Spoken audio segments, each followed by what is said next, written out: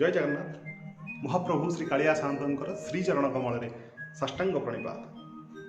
दर्शक बंधु, विगत अध्याय आपण मैंने निश्चय श्रवण करेंगे कार्तिक मासर महात्म्य विषय एवं शुणी आप निश्चित भाव में आह्लादित भी होते। कार्तिक मास पर जो मास आसती से मास होती मार्गशीर मास बा कहीं या मगुसुर मास कहती और संस्कृतर मान्यता अनुसार ये हूँ मार्गशीर्ष मास। जितेबाला मार्गशीर मास कथा आसे गोटे ओडिया मुहरु गोटे ओडियाणी मुहरु गोटे ओडियाणी मार मुहरु कौन बाहरी आसे जानती कि अरे अरे अरे मार्गशीर मास तो पड़े आसला, ये तो आम माँ सान्ताणी मास। माँ सान्ताणी किए आज्ञा? साक्षात कृपामयी जगत जननी माँ महालक्ष्मी मास। आपण मन में प्रश्न उठुव, संशय जात हो वर्ष को 12टा मास माँ कौन चाहते अलग कौन मास आसीपारे कहीं केवल मगुसुर मास ही आसती, कहीं केवल मार्गशीर मास आसती, कहीं मार्गशीर्ष मास आसती। यार दुई गोटी कारण थी दर्शक बंधु।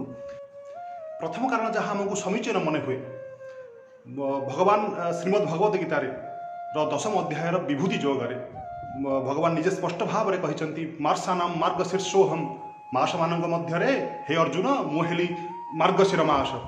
बोधुए ये महालक्ष्मी मार्गशीर मास को निजर मास हिसाब से ग्रहण कर ये हो पारे प्रथम कारण। द्वितीय कारण आमको समीचीन लगे कि जदि आम आपण मार्गशीर मास को जदि आप संधि विच्छेद करेंगे, मार्ग युक्तक शिर, मार्ग अर्थ पथ और शिर अर्थ मुंड। जदि आपणकर मुंड को आपणकर मस्तिष्क को सठिक मार्ग में आप निवेश करेंगे तेरे आप सफलतार शीर्षतम पदरे पहुँची अभिहित हेबे यह निसंदेह। यही दुईटी कारण आमको मन हुए ये बोधुए माँ सान्ताणी मार्गशीर मास को निजर मास हिसाब से ग्रहण कर। दर्शक बंधु, जो मार्गशीर मासर गुरुवार आसी पदार्पण कर जाए ओडियाणी मार खुशी कहले न सर आज्ञा। मन जे कुंढे मोट कहीं ना माँ सान्ताणी आसवे श्रीमंदिर आसवे आउ पाद पकेबे मो घरे ये दीन हीन अकिंचनर घरे पाद पकेबे आउ ग्रहण करेंगे ओडियाणीपण को बोली ओडियाणी विश्वास करे। ये आज्ञा विश्वास और भरोसार कथा।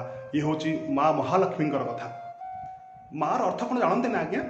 मागिबा आगर ही आशीर्वाद दे दिए से होती माँ, जहाँकि आम माँ महालक्ष्मी कृपामयी साक्षात सिंधुराज दुल्लणी से होती माँ महालक्ष्मी। मागिबा आगर ये माँ दे दियंती, तेणु से सबू ओडियाणींकर प्रिय, सबू ओडियांकर प्रिय ये होती आम माँ महालक्ष्मी। आ माँ कृपावारी जहाँ पर बरसी जाए ना आज्ञा, दुख तार केशाग्र को छुई पारनी। विश्वास करंतु उत्कलीय कवि माने कौन गवेषणा करी कहले कि तोर कृपा बड़े क्षुद्र महियान, तो कृपा विहुने बड़ हुए सान।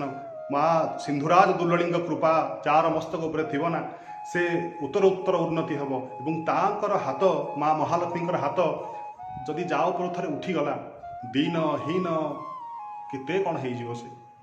तेणु माँ महालक्ष्मी आराधनार निश्चित भाव में आवश्यकता अच्छी। घर मानक आप निश्चय देखिथे जो कथाटा को माँ हाँ करदे ना से कथार बापा निश्चय हाँ करती, कारण आमर परंपरागत भाव में न गृह गृहमित्याहु गृहणी गृहमुच्यते। अर्थ घर ही घरणी एवं घरणी ही घर। जो कथार आम महाप्रभु एकमत आज्ञा केबे घरणी को छाड़ी गृहर परिकल्पना करा जाई पारे नहीं। दर्शक बंधु विश्वास करंतु माँ महालक्ष्मी आउ गोटे बढ़िया ना अच्छी दर्शक बंधु, से माँ होचंती चंचला, माँ चलचंचल। माँ कौटी गोटे जगह स्थिर नुहंती। आपण मैंने ये लोकवाणी निश्चय शुणी थे कि आज जे राजा काली से भिकारी आज्ञा, आउ काली जे भिकारी से आज से राजा। तो कहबार उद्देश्य ए समय स्थिर नुह, किंतु माँ सबुठारे चंचला सीना, गोटे जगार माँ होचन निश्चला। जानती कौ जगह?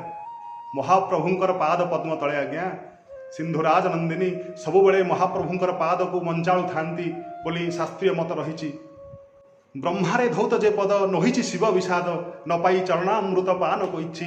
से भली पाद को से भली पाद पंकज को माँ महालक्ष्मी सर्वदा मंचाणु था, सर्वदा चिपु था, सर्वदा पाद सेवा करू था। ये होचंती माँ महालक्ष्मी। तेणु जोठी माँ महालक्ष्मी को आराधना कराए सेठी महाप्रभु स्वतः स्फूर्त भाव में स्वयं माँ महालक्ष्मी को धरी आविर्भाव हुंती बोली अनेक शास्त्रकार यह मत व्यक्त करती। दर्शक बंधु, आम पुनश्च आसवा माँ महालक्ष्मी पूजा पूजनोत्सव विधि विषय। जितेबाला मार्गशीर मास गुरुवार आसी पहुँची जाए ना, ओडियाणी माटे एते उचाट हो जाए ता मन आज्ञा कथा कहले न सरे। माटे ओडियाणी माटे आज्ञा काउ का करने पूर्व शुचि स्नात हो सबू काम धाम सारी माँ वंदापना सारी महालक्ष्मी पुराण को पाठ करे।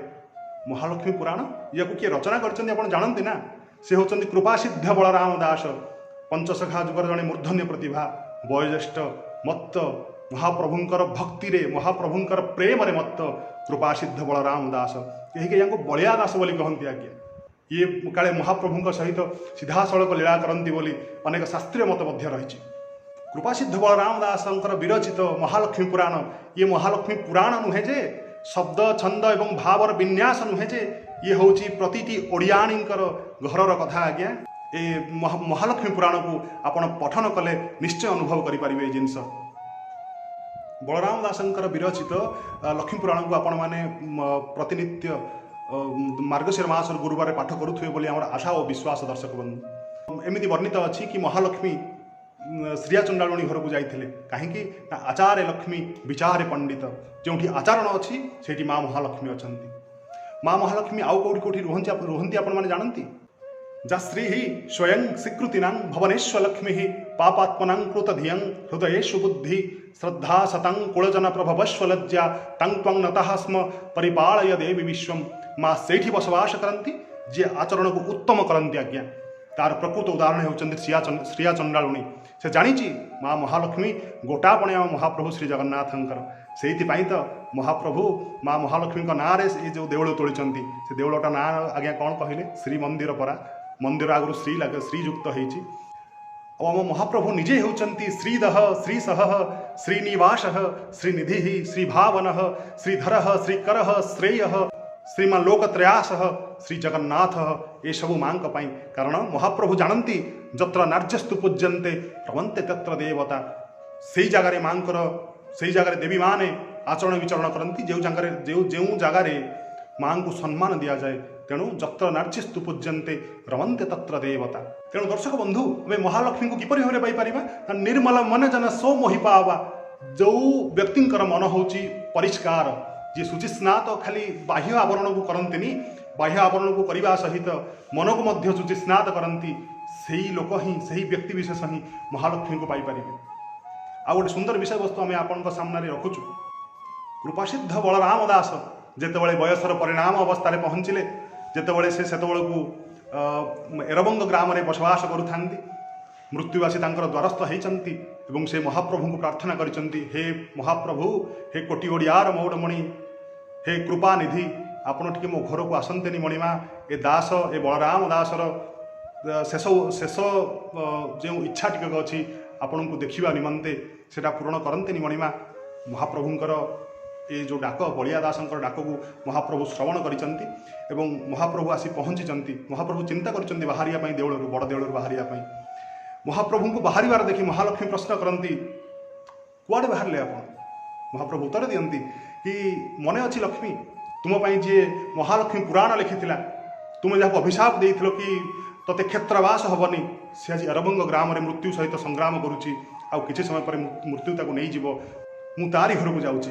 एक कथा शुणी महालक्ष्मी कहती जहाँ हो मुझे अभिशाप देइथिली मुझे अभिशाप रे जीतीची आज मु भी आपण सहित जीवी और बलिया दास को कहबी बलिया दास तू आज हारीचु देख मु आज जीतीची।